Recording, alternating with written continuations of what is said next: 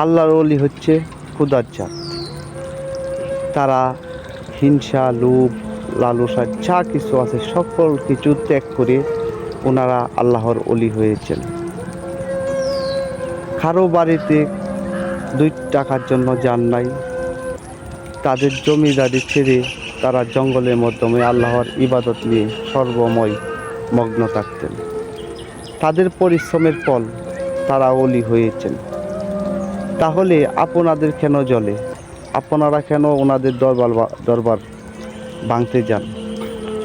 ও আপনাদের বাপচাচার কোনো দরবার নাই বিদায় একটি কথা মনে রাখবেন, অলিদের সাথে যারা বেয়াদবি করে তাদের রাস্তাঘাটে মৃত্যু হয়।